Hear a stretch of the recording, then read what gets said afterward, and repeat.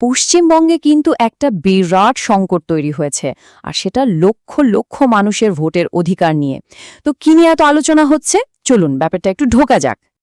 একবার ভাবুন তো, আপনার কাছে ভোটার কার্ড আছে, আপনি একদম তৈরি ভোট দেবেন বলে, কিন্তু পোলিং বুথে গিয়ে শুনলেন কি ব্যাপার, ভোটার লিস্টে আপনার নামই নেই। শুনতে অবিশ্বাস্য লাগছে, তাই না? কিন্তু পশ্চিমবঙ্গের বহু মানুষের জন্য এটাই এখন একটা কঠিন সত্যি। আর সংখ্যাটা শুনলে আপনি চমকে যাবেন। প্রায় ২০ লক্ষ। হ্যাঁ, ঠিকই শুনছেন, ২০ লক্ষেরও বেশি নাম পশ্চিমবঙ্গের ফাইনাল ভোটার লিস্ট থেকে বাদ পড়েছে। ভাবুন একবার, এটা তো শুধু একটা নম্বর নয়, এর সাথে জড়িয়ে আছে লক্ষ লক্ষ মানুষের গণতান্ত্রিক অধিকার। তো প্রশ্নটা হলো, এতগুলো নাম, মানে প্রায় ২০ লক্ষ নাম, তালিকা থেকে হাওয়া হয়ে গেল কি করে? আর সেটাও ঠিক ২০২৬-এর বিধানসভা ভোটের আগে। ব্যাপারটা কিন্তু বোঝা খুব জরুরি। আসলে এই সবকিছুর পেছনে রয়েছে একটা বিশেষ প্রক্রিয়া। নামটা হলো স্পেশাল ইন্টেন্সিভ রিভিশন, বা সংক্ষেপে SIR। এই প্রক্রিয়ায় প্রায় ৯০ লক্ষ নাম রিভিউ করা হয়েছিল, আর তারপরই এই বিশাল সংখ্যক নাম তালিকা থেকে বাদ চলে যায়। কিন্তু কেন, কী কারণে বাদ গেল? আচ্ছা, সরকারিভাবে যেটা বলা হচ্ছে তার ৩টে প্রধান কারণ আছে। ১, হয়তো ভোটার মারা গেছেন।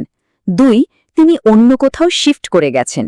আর ৩ নম্বর কারণটা হলো যে ডকুমেন্ট জমা দেওয়া হয়েছে তাতে কোনো গড়বড় আছে।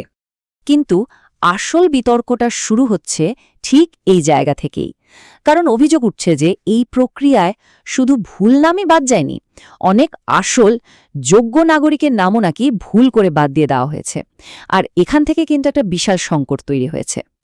দেখুন, যখন সমস্যাটা এত বড় হয়, যখন লক্ষ লক্ষ মানুষের অধিকারের প্রশ্ন ওঠে, তখন তো ব্যাপারটা আদালতেই গড়াবে, তাই না? আর ঠিক তাই হয়েছে। এই লড়াইটা এখন পৌঁছে গেছে দেশের সর্বোচ্চ আদালত, মানে সুপ্রিম কোর্টে। আর সুপ্রিম কোর্টে এই খুব গুরুত্বপূর্ণ মামলাটা শুনছেন বিচারপতি সূর্যকান্তের নেতৃত্বাধীন একটি বেঞ্চ। স্বাভাবিকভাবেই সারা দেশে নজর কিন্তু এখন এই বেঞ্চের রায়ের দিকেই। তো আদালত প্রথমে একটা রাস্তা দেখিয়েছে। রাজ্য জুড়ে মোট ১৯টা অ্যাপেল ট্রিব্যুনাল তৈরি করা হয়েছে, মানে যাদের নাম বাদ পড়েছে তারা নিজেদের কাগজপত্র নিয়ে এই ট্রিব্যুনালগুলোতে গিয়ে আপিল করতে পারবেন। কিন্তু প্রশ্ন হল, শুধু ট্রাইব্যুনালে আবেদন করলেই কি সমস্যার সমাধান হয়ে যাবে? এখানেই আসছে আসল টুইস্ট, কারণ সুপ্রিম কোর্টের রায় একটা খুব কঠিন বাস্তবকে আমাদের সামনে এনে দিয়েছে। চলুন দেখি আদালত ঠিক কী বলেছে। ব্যাপারটা খুব সোজা। যারা আবেদন করেছিলেন তাদের দাবি ছিল, দেখুন, যারা ট্রাইব্যুনালি প্রমাণ করে দেবে যে তারা যোগ্য ভোটার, তাদের ২০২৬-এর ভোটে অংশ নিতে দেওয়া হোক। কিন্তু সুপ্রিম কোর্ট পরিষ্কার জানিয়ে দিয়েছে, না, নির্বাচনের এত কাছে এসে পুরো প্রক্রিয়াটা আর বদলানো যাবে না। আদালতের যুক্তিটাও কিন্তু পরিষ্কার। তারা বলছে, এখন যদি আমরা হস্তক্ষেপ করি তাহলে পুরো ইলেকশন প্রসেসটাই গণ্ডগোল হয়ে যেতে পারে। আর ঠিক এই কারণে তারা আর কোনো নতুন নির্দেশ দেয়নি। তাহলে সেই সবচেয়ে বড় প্রশ্নটাই ফেরা যাক, যেটা এখন সবার মাথায় ঘুরছে। ধরুন, আপনি ট্রিবিউনালে আপিল করলেন এবং জিতেও গেলেন। তাহলে কি ২০২৬-এর ভোটে আপনি ভোট দিতে পারবেন? আর এর উত্তরটা একটু কঠিন হলেও সত্যিটা হলো সম্ভবত না। হ্যাঁ, ট্রাইব্যুনালে জেতার পরেও আসন্ন ভোটে আপনার ভোট দেওয়ার চান্স প্রায় নেই বললেই চলে। শুনতে খারাপ লাগছে জানি, কিন্তু এটাই এখনকার বাস্তবতা। এখন প্রশ্ন হলো, কেন ভোট দেওয়া যাবে না?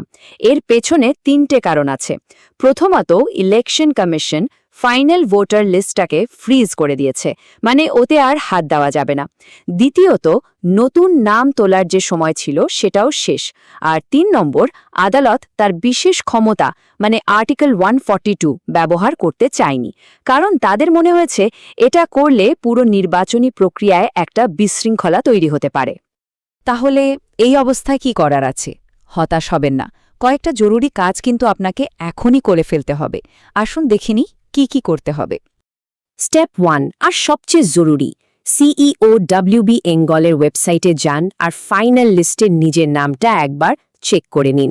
স্টেপ 2, যদি দেখেন নাম নেই, এক মুহূর্ত দেরি না করে আপিল ট্রাইব্যুনালে আবেদন করুন। এটা কিন্তু ভবিষ্যতের জন্য খুব খুব জরুরি। স্টেপ 3, আপনার সব দরকারি document, birth certificate, legacy data, পরিচয়পত্র সব হাতের কাছে রেডি রাখুন। আর লাস্ট স্টেপ 4, এই বিষয়টা নিয়ে প্রচুর ফেক নিউজ ঘুরছে, প্লিজ সেগুলোর থেকে সাবধান থাকবেন।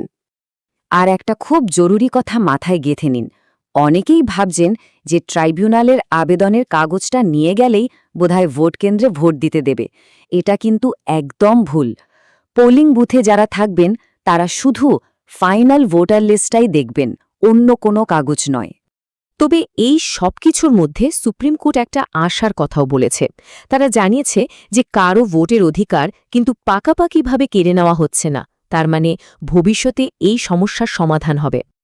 কিন্তু ভবিষ্যতের সেই আশার সাথে সাথে বর্তমানের কঠিন সত্যিটাও হলো এই যে আসন্ন 2026 সালের ইলেকশনে অনেক যোগ্য নাগরিকই হয়তো তাদের ভোটটা দিতে পারবেন না।